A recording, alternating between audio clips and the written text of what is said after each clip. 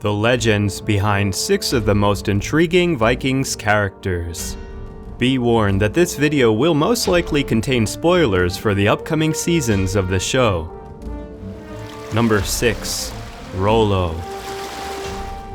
Rollo was born in Mør, western Norway, sometime in the late 9th century, and there's no evidence of his relation with Ragnar. After journeying across the sea to Scotland and Ireland, Rollo and his men sailed up the river Seine and had took part in a number of daring raids in the northwest of France, eventually settling in the lands between the Seine Valley and the Rouen. Unable to do much else about the Northmen, Charles the Simple granted Rollo permission to stay and farm the fertile land there, on the condition that he protected from further raids by other Vikings looking for land and spoils. Rollo was then baptized as Robert, and would become arguably more famous than Ragnar. He ruled over the area that would eventually become known as Normandy for a decade, with his son William Longsword succeeding him after his death. Rollo's offspring would then change the course of Europe's history, ruling as Dukes of Normandy until his great-great-great-grandson William the Conqueror would decide to take England once and for all. Number 5. Lagertha, the Shield Maiden. According to the few sources telling us anything at all about Lagertha's life, her meeting with Ragnar happened when Ragnar was on a journey of revenge. The strong-willed Shield Maiden Lagertha fought alongside Ragnar specifically in a battle against Fui, King of Sweden. Seeing how brave and furious she was, Ragnar was instantly attracted to Lagertha and wanted to marry her, though she was not interested in him. She had a massive bear and a great hound guarding her home. Ragnar managed to kill the beasts, and Lagertha was so impressed that she accepted Ragnar's hand in marriage. Ragnar was still annoyed by Lagertha setting those beasts out on him and decided to divorce her in order to marry Thora Townheart, daughter of King Harald of Sweden. When Ragnar returned home to Denmark, he was faced with a civil war. Lagertha decided to aid Ragnar with 120 ships. Deep down, she still loved Ragnar and wanted to help him no matter the cost. After the battle, Lagertha returned home to her husband. Just like in the TV show, she killed him with the head of a spear she hid in her gown and took control of his estate and lands, carrying on his family name. Number 4. Björn Ironside.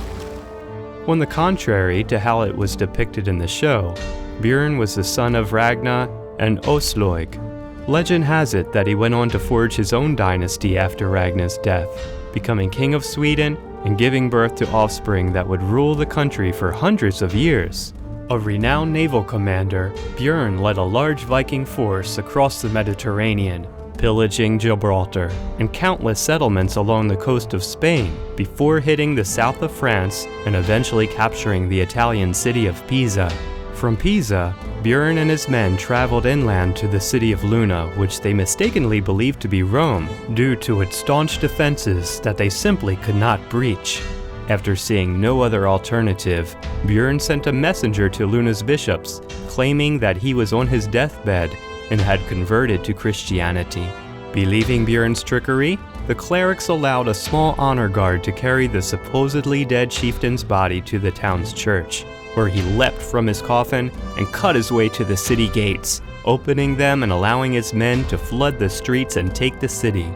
In the TV show, Ragnar was the one that played dead in the coffin in order to get through the Parisian defenses and open the gates, allowing his fellow Vikings to raid the city. Leaving Italy with an amassed fortune, Björn ran into trouble as he returned to the Straits of Gibraltar, ambushed by the Saracen navy who sunk 40 of his ships, though he was able to make it back to Scandinavia, where he died a rich man. Number 3. Queen Aslaug. Aslaug was the daughter of Sigurd and the shield maiden Brunhilda, but was raised by Brunhilda's foster father, Heimir. After the deaths of her parents, Heimir was concerned about Aslaug's security, so he made a harp large enough to hide the girl.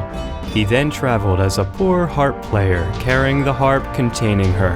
After arriving in Norway, they found shelter with a peasant couple who took a shining to the harp. Realizing it was a case for hiding something after they murdered Heimer in his sleep and busted the harp open in search of jewels, they were shocked to find Aslaug hidden away in there.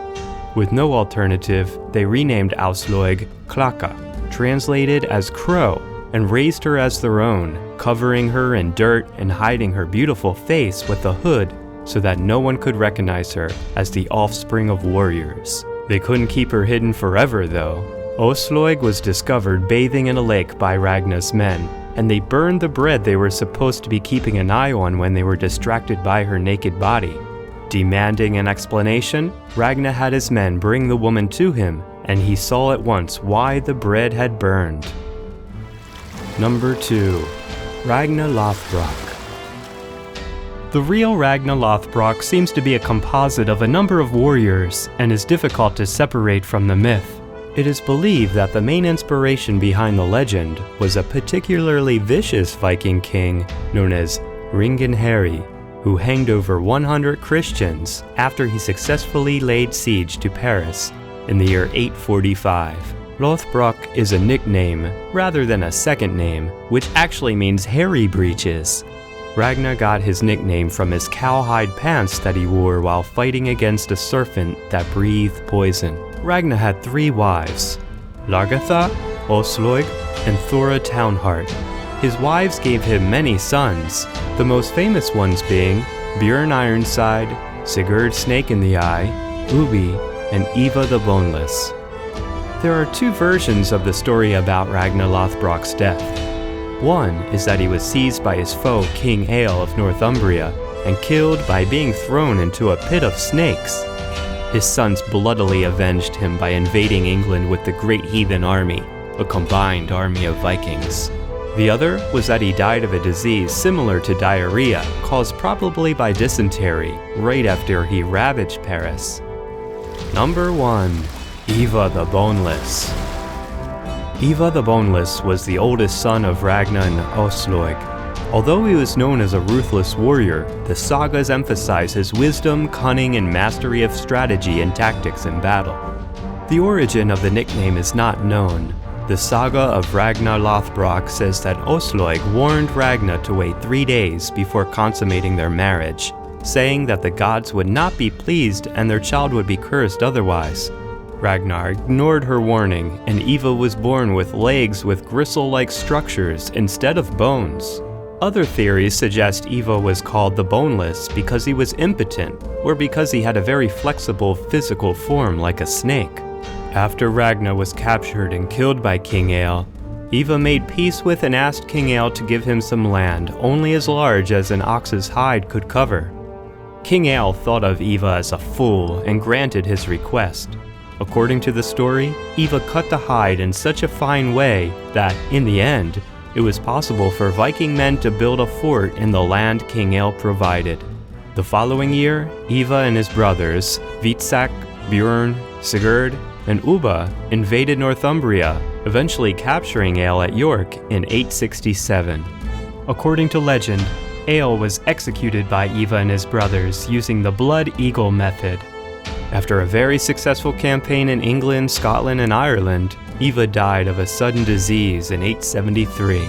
In the 19th century, it was suggested that Ivar might have died from brittle bone disease, and this might have been the reason why he was called Boneless.